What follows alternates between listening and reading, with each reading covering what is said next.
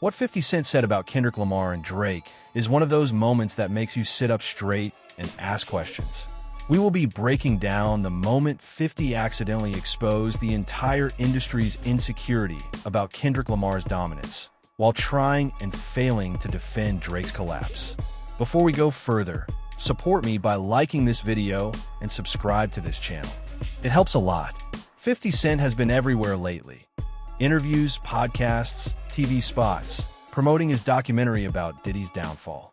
Naturally, the media wants the salacious stuff, scandals, conspiracies, inside info. But during one of these interview rounds, something unexpected happened. A journalist, Ari Melber, someone who truly understands hip-hop culture, pivoted away from the Diddy drama and asked 50 about the current landscape of rap. And of course, that meant talking about the biggest rivalry of the past 2 years. Kendrick Lamar versus Drake. The beef that split the culture down the middle. The beef that rewrote the hierarchy. The beef that crowned a new king, whether certain rappers want to admit it or not. And that's where the temperature changed in the room. Because 50 Cent, one of the most competitive, cutthroat, don't make excuses rappers of the 2000s, suddenly started doing something incredibly out of character.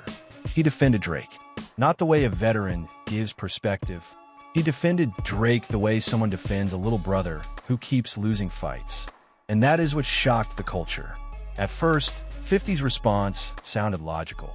When Ari asked him whether the Kendrick versus Drake feud was good for hip-hop, 50 said something along the lines of, "It's great for hip-hop. Competition is natural. You got to compete for the #1 spot." And on the surface, this is classic 50 Cent. This is the same guy who dragged Ja Rule, beefed with Fat Joe, went after the game, and threatened half the industry in the 2000s. That part made sense. Hip-hop is competition. Somebody always wants the throne. But then something shifted. It's like you could see him tightening his jaw, lowering his voice, and carefully choosing his words.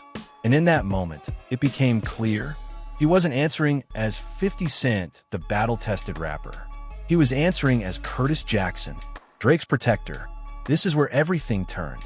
50 pivoted away from the healthy competition angle and said, Drake is in a position where he's delivered so much consistently that the audience is resisting his material.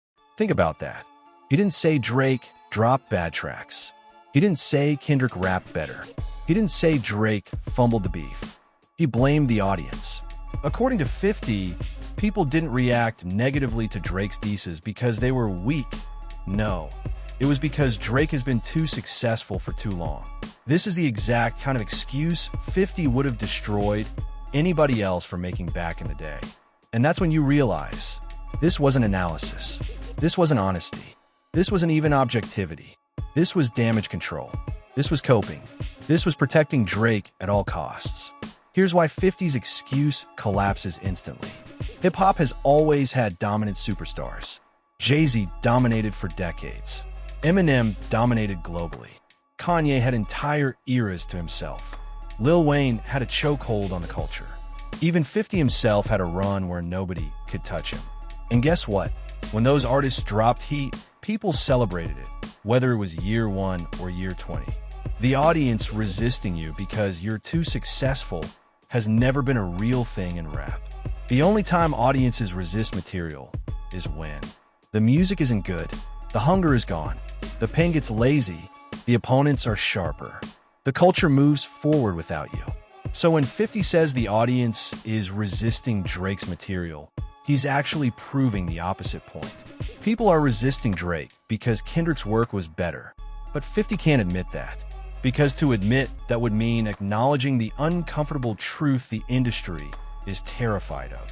Kendrick Lamar is the new undisputed king. If you've noticed, a pattern has emerged. Every time someone tries to defend Drake, they avoid the simple reality. Kendrick rapped better. Kendrick strategized better. Kendrick won. Instead, they blame everything except Drake. The climate changed. The audience is tired. They don't appreciate him anymore. It wasn't a fair battle. The industry was against him. These excuses aren't random. They come from fear. Because Kendrick Lamar's dominance didn't just dethrone Drake. It exposed the weak foundations of a lot of artists who coasted off hype and industry push. And older rappers, from The Game to 21 Savage to Young Thug, and now 50 Cent, are clearly uncomfortable with the idea of Kendrick being the new benchmark. Because if Kendrick is the standard, most of them don't measure up. Let's be real. 50 Cent is an icon because he never made excuses. When he lost momentum after the massacre, he didn't blame the climate. When Kanye outsold him in 2007, 50 didn't say the audience was resisting him out of nowhere. He took the L on the chin and kept pushing. So hearing him, of all people, say Drake lost because the audience didn't receive the material is jarring. It feels like watching a gladiator retire, then start defending losing fighters because he likes them. It's sad, and that sadness comes from knowing 50 understands the truth deeply, but refuses to say it. Drake wasn't outperformed by the audience. He was outperformed by Kendrick Lamar. Now here's where things get interesting. Why is 50 caping for Drake? You have to look at two things. One, their personal relationship. 50 has always admired Drake's business acumen. Drake has credited 50's influence. There's mutual respect. Two, 50's own legacy. 50 built his brand on dominance. Losing battles wasn't in his DNA. So watching someone he aligns with lose publicly threatens the image of what he believes dominance looks like. If Drake can lose, if Drake can be dethroned, if Drake can be exposed, then maybe dominance in hip-hop isn't as permanent as 50 once believed. In other words, defending Drake is actually defending 50 Cent's worldview. This part of your original script hinted at something huge. Many fans have speculated that 50 was advising Drake behind the scenes. Think about it. Drake suddenly tried aggressive, bully-style tactics. He used intimidation-coded language not typical of his brand. He tried mobilizing industry allies. He attempted psychological warfare instead of lyrical warfare. That sounds exactly like a 50 Cent playbook. And the fact that 50 sounds personally invested in Drake's loss only fuels the suspicion that 50 didn't just watch the battle. He participated from the shadows, which would explain why the loss hurts him so much. 50's excuse boils down to, people resisted Drake's music because he's too successful. But here's the accidental confession inside that excuse. If the only reason Drake lost is audience resistance, that means Drake didn't win the cultural moment. He didn't control the narrative. He didn't shift the climate.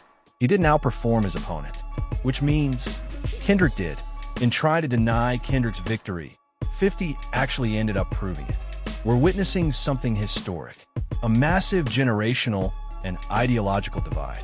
On one side, older rappers tied to the Drake era, artists who benefited from industry politics, rappers who dislike lyrical accountability, names who fear losing cultural relevance.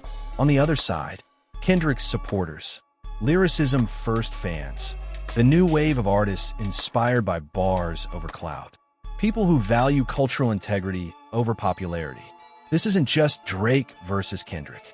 This is comfort versus growth, industry versus integrity, hype versus skill, fear versus excellence.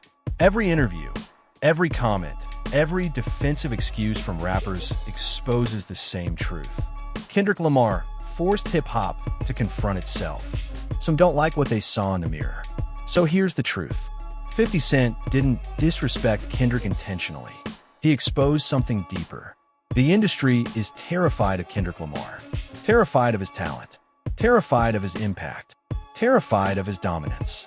And the more the culture tries to deny it, the more obvious it becomes. But now I want to hear from you. Do you think 50 Cent is protecting Drake because of genuine friendship, or because he can't accept Kendrick Lamar's supremacy? Drop your thoughts in the comments. Thanks for watching to the end. Remember to like this video and subscribe to this channel. And as always, stay active.